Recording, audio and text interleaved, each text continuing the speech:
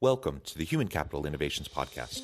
We're your source for personal, professional, and organizational growth and development, where we share original research, explore industry trends, and interview executives and thought leaders from across the globe. We hope you join us often for practitioner-oriented content around all things related to leadership, HR, talent management, organizational development, and change management. Maximize your personal and organizational potential with Human Capital Innovations Podcast.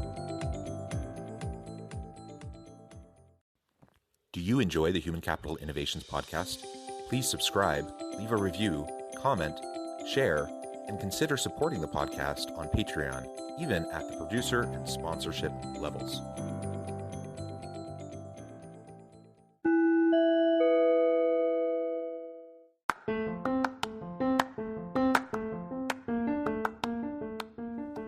Welcome to the Human Capital Innovations Podcast. In this HCI Podcast episode, I talk with Andrew Amann about preparing your teams for unexpected circumstances.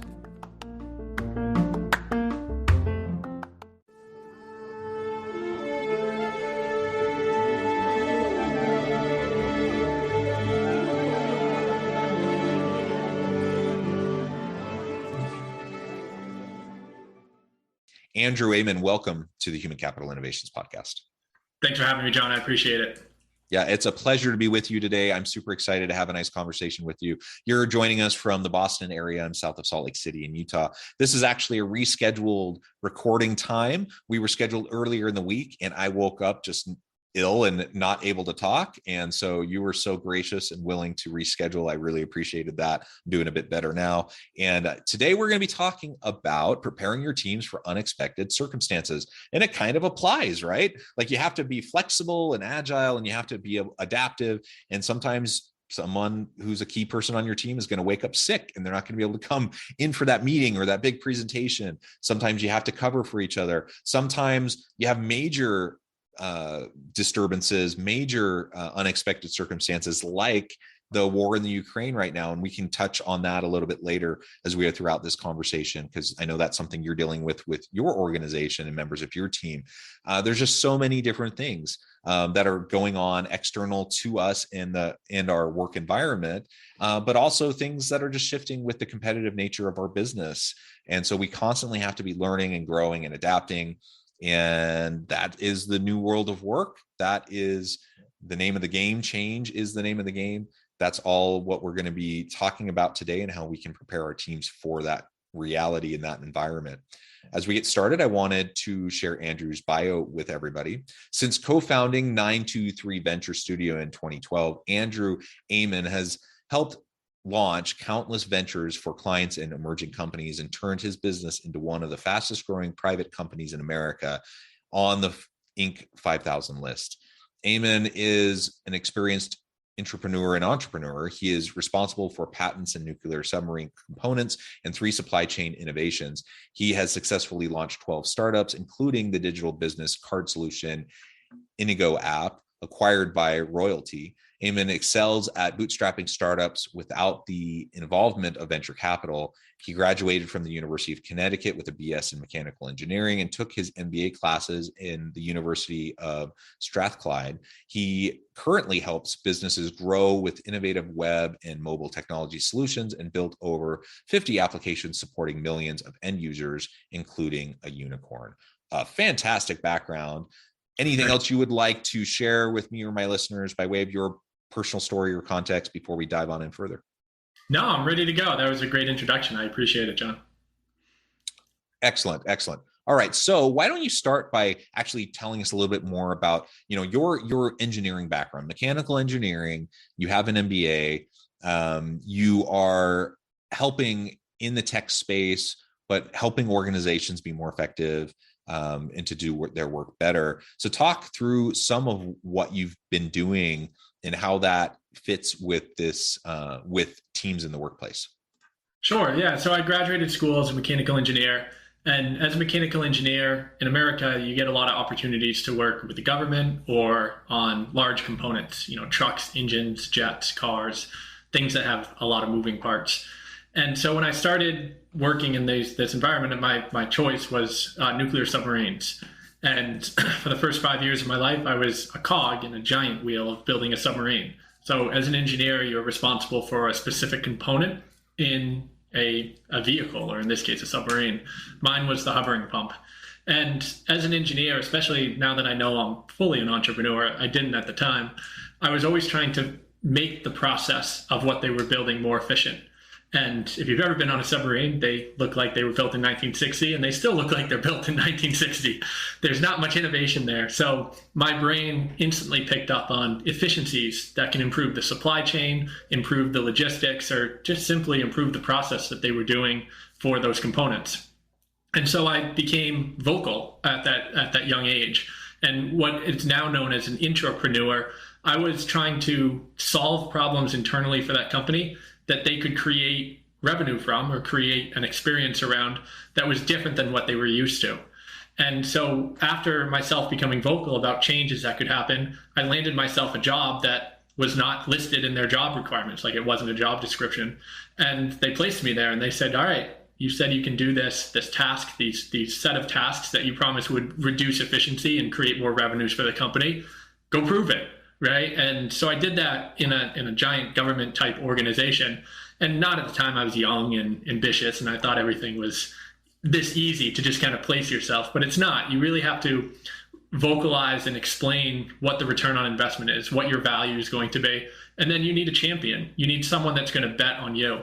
And so my experience with that was basically learn from the surroundings, learn from what you're trying to accomplish, and then understand that there needs to be people that bet on you. So you need to pitch yourself. You need to be a consultant. You need to be that person that is just people can rely on. The idea man is great, but you also need to execute. And so I executed, and I ended up getting 2 United States patents in supply chain. And that same process was just over and over, repetitively explaining what the return on investment was, believing so strongly that the company needed to execute this supply chain improvement to better their revenues. And it came all true. And it was a great story to have. But that led me truly to entrepreneurship, which is where your question was based, was how did I get into entrepreneurship from that mechanical? It's really the process of learning over and over and over again how to pitch myself as a consultant and a helper to people that can make decisions, and then betting on me. And then once they bet on me, I proved them that they bet on the right person.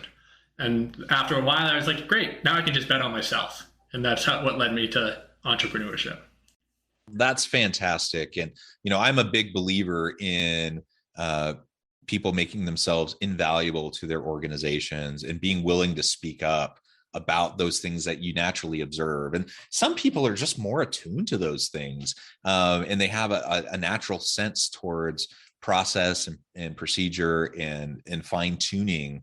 And for whatever reason, that's something that I've always kind of had a knack for as well. And I'm not an engineer. I don't have a mechanical engineering background, but I did, I've had all the crummy jobs, while I was putting myself through school early on in my career, getting to the point before I ever had the chance to do the types of stuff I'm doing now. And one of the things I did was I worked in a factory. We had lots of government contracts, and I built the undercarriage suspension systems for big tractor trailers for big government vehicles.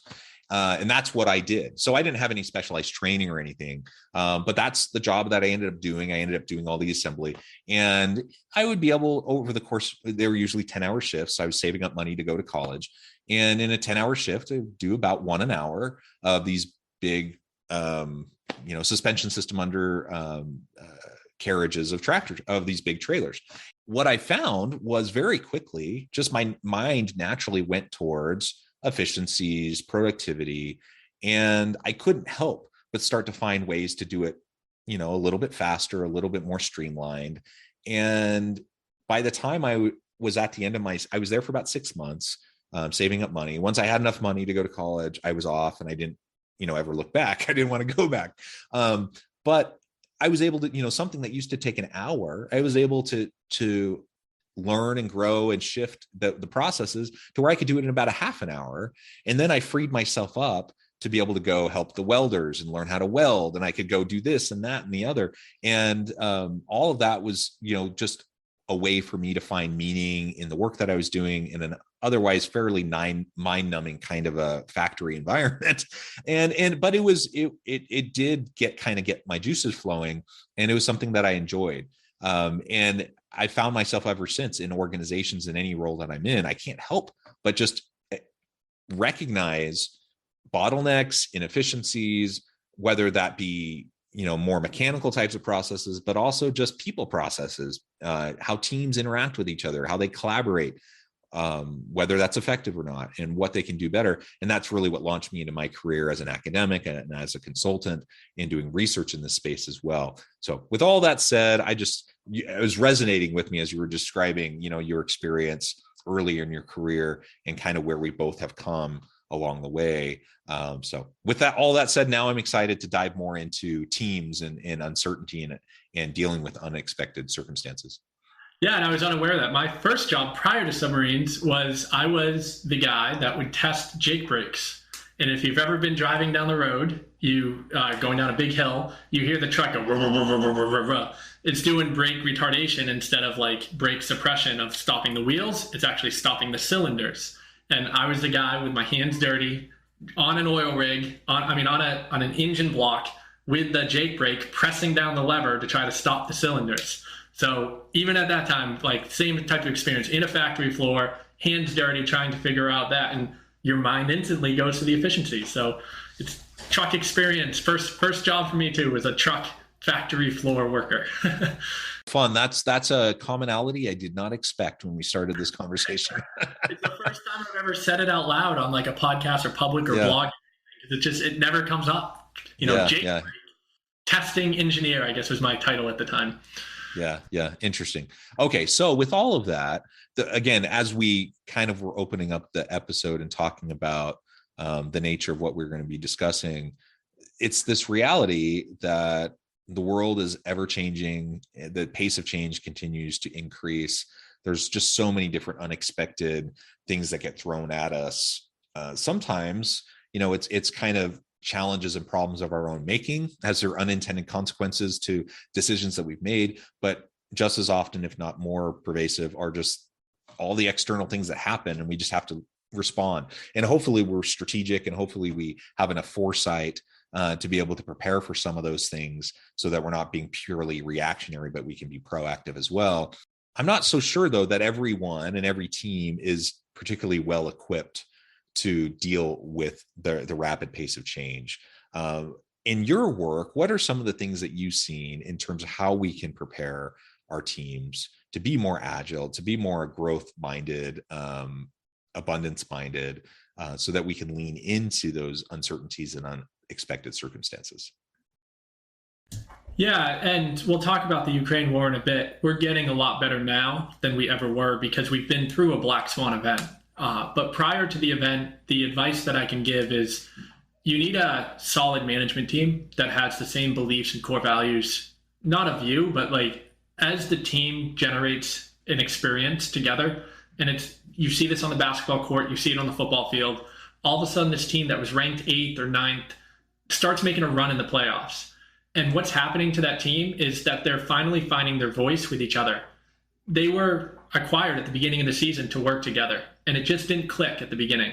But then during the middle of the season or right in the playoff time, you have that momentum and that team gelling. And I think with a business, what happens with that is you start to find your own company culture because you have like-minded people that are inputting their values to the company, and you end up creating a team culture. And the earlier you curate that, the better the decisions of who you're hiring, when you're hiring, and how you're growing is going to be made between the team. So I think as a startup, your first year, you're always trying to figure out, are you going to survive or not, right? And who's going to be on the survival track with you? But after you get to the 4th or 5th year, you are surviving. You're becoming a legitimate business. And no matter what people think of you, even if it doesn't matter how much revenue you're making, you've done something right to make it to the 3rd, 4th, 5th year. And if you're there, you have to start thinking about the culture and the team mentality of how to prepare for events that can crumble what you've built. And those scenarios really resolve in what is in my future? What is my team exposed to? What are these risk shaping scenarios that can happen? And you mentioned earlier about my MBA. I never actually took the test to get the MBA, but I did all the classwork. And so all I have to do is take the test. But in one of the MBA classes, there's this class they talk about business strategy. And there's a guy that comes in, he worked for one of the London, like the CIA for London. I forgot what their name is. It's in James Bond. I should know this. And he comes in. MI6, is that correct? I think it's MI6, something like that. Yeah, some big CIA type guy now teaches a course on business risk and how to prepare for it. And they teach you to think of all the different scenarios that can happen. And you put up all the sticky notes. And the first thing he does, you spend like a few hours like preparing for the scenario of this like made up company and survival. And he comes in and says, a tornado just hit your building. And you didn't prepare for it, right? That wasn't a list. That wasn't even on the task. He didn't say prepare for a tornado. A tornado hit your building. And he's like, what plan are you going to use that you put forward? And all of us are like, the answer is none. Like, we don't have a plan for a tornado because you told us to prepare for like, you know, downstream fish dying and not having any food supply for our little business you made up, right? And that's where your mind goes. But I think the lesson there is preparing for failure or preparing for like a disaster or preparing for something for your business. It's not about the event. It's about preparing the team of how they're going to work together when that event happens. And when the Ukraine war happened for us, the two of us, me and myself, my co-founder, we knew exactly what to do. And it didn't matter that there was an event in Ukraine or that there was a hurricane. All that mattered is that we were on the same page morally and ethically, that the decisions came fast and they were the right decision every time. And I think that's what's more important as you prepare for your business for risk, is not about the event that you're trying to approach. Like, what happens if Google, you know, does my product and like copies me? Am I going out of business? Sure, you can prepare for that, but it's better to prepare your teammates for an event in which you can deal with something together. I think that's more valuable for the business in the long run.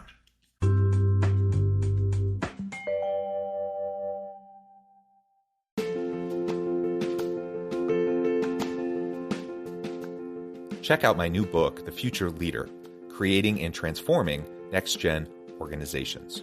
Stemming from 2 decades of professional experience and over 600 in-depth interviews with executives, thought leaders, and scholars from across the globe, The Future Leader will help you explore the ordinary, everyday actions that will help you to prepare to lead in the future of work, to respond to an uncertain future, and to produce extraordinary results for individuals, teams, and organizations.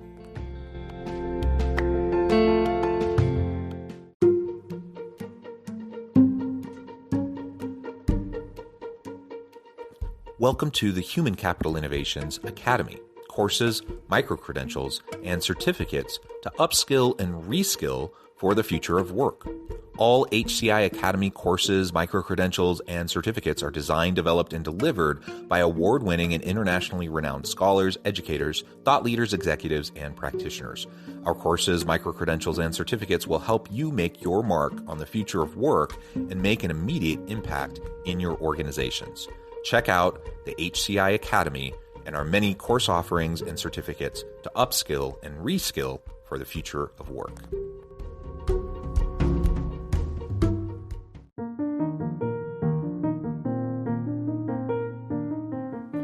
Check out our new weekly LinkedIn newsletter, Alchemizing Human Capital, exploring industry trends via original research and interviews with executives and thought leaders from across the globe. We look forward to having you join us.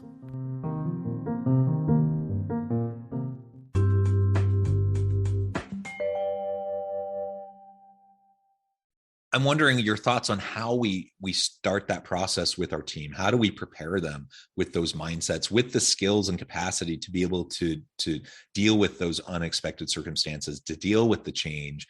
Because the reality is, human nature is that most people don't really like change. We tend to be naturally resistant to it. Not everyone, but in my experience, the majority of people tend to be. But you can learn to lean into the change, to lean into the messiness, the complexity, and the uncertainty. So how do we help our members of our teams to adopt those mindsets and to learn and grow into it? Yeah, and there's 2 parts of that I hear when you ask the question. The first one is, a team is made up of people that have different subsets of skills. And there are specific people like visionaries that can adapt to these without too much stress. And when I worked in the government, we had our badges, and on our badges was our test. What is it? Myers-Briggs test. And the Myers-Briggs test gave you a color. And the purpose of them doing that is when you sit down in a room and you're about to deal with somebody, if I'm a red and they're a blue, and I'm trying to explain to them how to do something, I should be conscious enough to know that they don't like being explained to. And I don't remember the Myers-Briggs rules, so I'm kind of taking the colors and making up the scenario. But once you're aware of the type of person you're dealing with, that person is not supposed to respond in a certain way. So you should treat them differently because of their modal, who they are as a person. And so I think when you ask the question about like, how do you prepare a team? You have to understand who the teammates are and what they should be prepared for.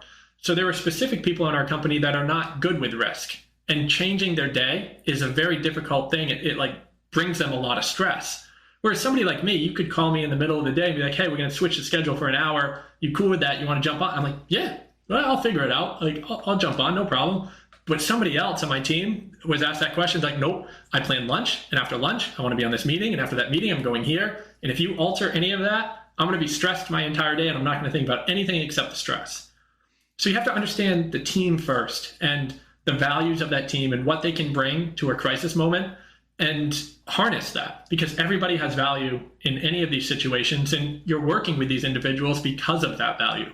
So you need to understand what they bring to the table, and that's when you need to have your team culture talks once a week or once a month about where you want the company to go, how that company should be structured to keep everybody happy. We have a model that we do, it's called EOS, and one of the tasks in there is pick the 3 people in the company that you want to model the entire company after. And we picked 3 people in the company that we all are inspired by, that we think they have great morals and ethics and tactics and communication skills. And then we say it'd be great if we had more of this person. But just that conversation makes us all realize we're kind of like that person. Like, we all have that same, like, we picked that person because we like them. It's like you didn't pick somebody you hate, right? That's better preparation for the event, because then when that risk event happens, you know where to go and what to do, and you know what not to do. I'm not going to ask somebody that wants their day, that has planned their day, I'm not going to ask them to do something different during their day. I'll say, Tuesday or Wednesday, in 2 days from now, can you schedule this task, right? Don't do it right now, because I know you got your day planned, but in 2 days, can you do that? And that approach allows everyone to be happy with the decisions that we're trying to make, but also not give extra stress, because in these, black swan events, extra stress is the last thing you want to put on anybody. Yeah. And I think of lots of applications of what you just said. And I can't help but think, for example, at home. So clearly application in the workplace, but also we have different personalities in home life as well. I'm married. I have 6 children. My wife and I have very different kind of ways of working and dealing with the demands of the day. And I'm much more kind of like go with the flow, see where the day takes us. I can shift pretty much on a dime. And it's very easy for me to fall into the trap and forget, even though I've been married for almost 20 years, but forget that my wife likes to have things established and structured. She doesn't like surprises. And that's fine. Like, there's nothing wrong with that. It's just a difference in style and approach. And if I can recognize that and remember that, then I'm not going to do things that are going to disrupt her or cause stress or anxiety or things unduly. It doesn't mean we can't still have organic, fun and do different activities and do really cool things. It just means that, I can't just spring something on her. Is there a time and place to be able to spring stuff on people? Sure. But in the workplace, just knowing your people, knowing what they need, how they work, what their preferences are, that can go a really long way in just not adding extra challenge. And you mentioned the Ukraine example, and maybe in our last few minutes together, you can talk a little bit more about what you have been doing with your team to respond to this huge unexpected event. I mean, there's certainly geopolitical conflict and strife in the region for a long time. So that's not necessarily completely unexpected, but to expect that there's going to be any sort of actual invasion into the heart of the Ukraine, I don't think anyone really thought that was going to happen. And so how have you been adapting to that situation? Yeah, and it's a very good segue, because we were asked by our customers, and a few of our customers said, were you prepared? Like, how did you prepare for this? And we had asked our team, what is the risk? What do you think this is? Do you think Russia's going to invade? And at that time, I don't think anyone truly believed it. I mean, it's proof when you look at the geopolitical side of this. No one had de-invested in oil, right? Knowing that that would be the obvious reaction if Russia was to invade.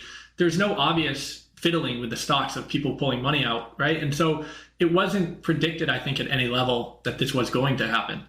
And so when they asked us, like, did you prepare for it?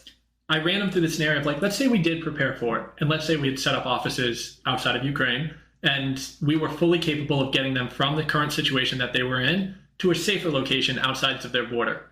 And let's say that was our game plan. And we spent money on the house. We spent time and effort as a team to figure out what's the best place of all the borders. Then the war hit. Within 48 hours of that war starting, the only thing we cared about was the safety of the team. And so we had that in mind of, like, let's get them to a place that's safer. And we communicated with each and every single one of them within those first, 6 hours. We had communicated directly with each one. And we asked 3 simple questions, like, how are you? Where are you going? Or, like, how are you? Where are you? And where are you going? Because they had to get out of the cities and they had to start moving because the cities were what being bombed. Our team, like our company, created that communication channel. And so I wasn't aware that a company was capable of supporting the communication between 25 people of another country, but that's what we became. And as we became that, we tried to move them into safer locations. Well, if we had all this worldly planned in place of exactly what we were going to do, within 48 hours, the Ukrainian government said, I do not want men leaving the country between the ages of 18 and 60. Now you imagine that happened. We were unaware that that was going to happen. I don't think anyone could predict that men could not leave a country that's being invaded. But once that happened, any plan that we had set up for is now not a plan. It's no longer even an option. Nobody wanted to leave their loved ones behind. So now, even if we had planned, we're still in the situation in which we need to think on our feet, and we need to react to the current situation. So what would have been better use of our time? Preparing for a safe place in Poland, or preparing the team and the management team for how to gel together as a cohesive unit so that when the war started, our communication channel became the location for them, the 25 people and their extended families, of finding the safest location. And the most amazing thing happened too. As we started watching them move across the country, the team opened their doors for other coworkers they had never met. And not just for, like, coworkers. We had one that 9 members were traveling together, and they all lived in one room of another coworker of ours, right? So that's family, kids, moms, dads. This happened because we set up the communication channels and the trust. It didn't happen because we had planned for it.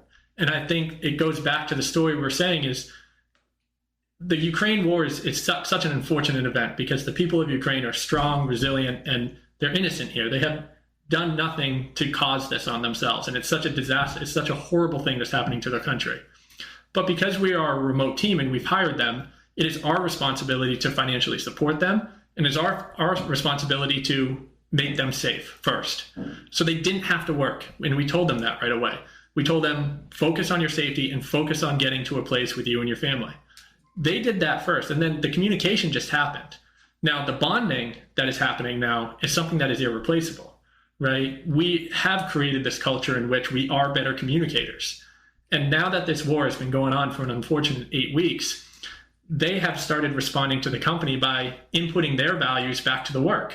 And, we had to we had to double our cost, we had to double our revenue just to save the company. And we've been through all that now.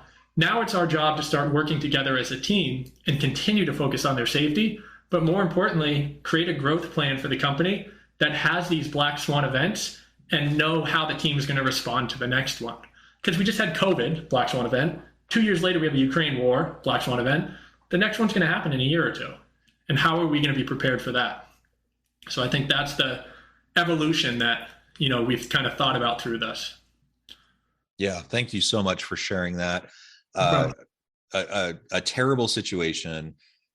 We hope that it can be resolved as soon as possible. And I commend you and your team for just having a human response to a really challenging situation and providing the means and the support and the flexibility. All of that, I think, is really great. Well, Andrew, it has been a pleasure. I note the time, and I'm going to have to let you go here in a minute to get on with your busy day. But before we close the conversation for today, I wanted to give you a chance to share with listeners how they can connect with you, find out more about your work, the many great products that you provide, and then give us a final word on the topic for today. Sure. So we are a startup studio. We build startups for both we build companies for both startups and established brands. We do a lot of IoT work as well, so we're very engineer-based type products. You can find us at www.923.co, and that's spelled out with the letters. I'm also very active on Twitter. It's Andrew Amann, Amann. And I think the last thing I'll say is, as a person getting into entrepreneurship, if you are interested in coming from a W-2 job or, just any type of world, like standard type of workforce, be a consultant first. It's great that you can provide your services for somebody else before you dive into the entrepreneurship. And I think that's the lesson that I've learned as we talked about, working for mechanical jobs for so long and then transitioning to entrepreneurship. I think that's the lesson that I like to exemplify, because not many people talk about the importance of apprenticeship. And then the very last thing I'll say is, Ukraine, it's horrible what's going on. They're going to win this war, and it's coming from the support of people like us. We are providing financial support. We're also open to donations and things like that, to sending them to Ukraine. And it's important that we continue to do that, because Ukraine is on the verge of winning here. And once they do, the people that we work with at least can get back to their homes. And we hope that they remain safe, and that the country itself remains solvent as a country, because it's important to, I think, the world that Ukraine is victorious here, and we need to support that continually. Well said, Andrew. This has been a lot of fun. It's been a pleasure talking with you. I encourage listeners to reach out, get connected, find out more about what Andrew and his team can do for you. And as always, I hope everyone can stay healthy and safe, that you can find meaning and purpose at work each and every day. And I hope you all have a great week.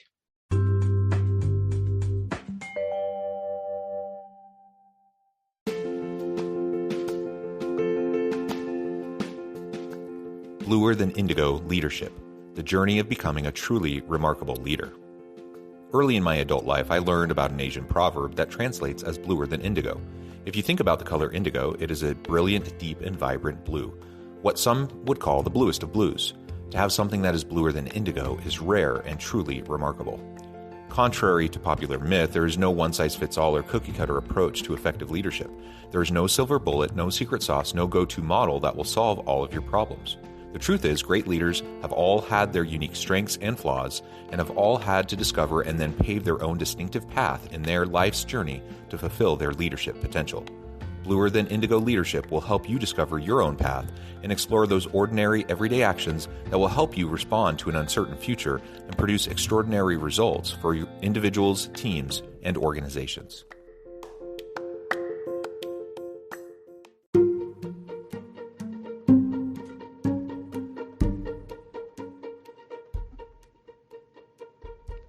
Check out Human Capital Innovations magazine, Human Capital Leadership. Human Capital Leadership is a free, interactive e-magazine with the mission to help individuals, leaders, and organizations find innovative approaches to maximize their human capital potential. We publish issues quarterly in August, November, February, and May. Take a look at the latest issue and let us know what you think.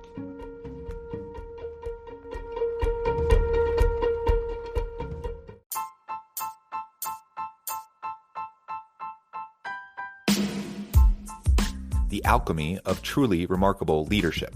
Ordinary, everyday actions that produce extraordinary results. Consider how the nature of work has shifted over the past 50 years. With increased globalization, rapid technological advancement, and the shift in economic composition, the average job of today looks very different than the average job of 50 years ago. What will the jobs and organizations of tomorrow look like? Moreover, what does this all mean for organizational leaders? What are the core competencies and capabilities of organizations and their leadership that are prepared for continued disruption and geopolitical and socioeconomic shifts?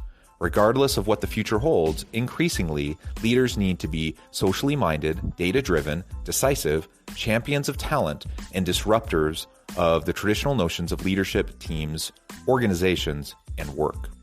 The Alchemy of Truly Remarkable Leadership will help you to explore your own leadership competencies and capabilities and consider ways to apply and implement them into your workplace and personal life.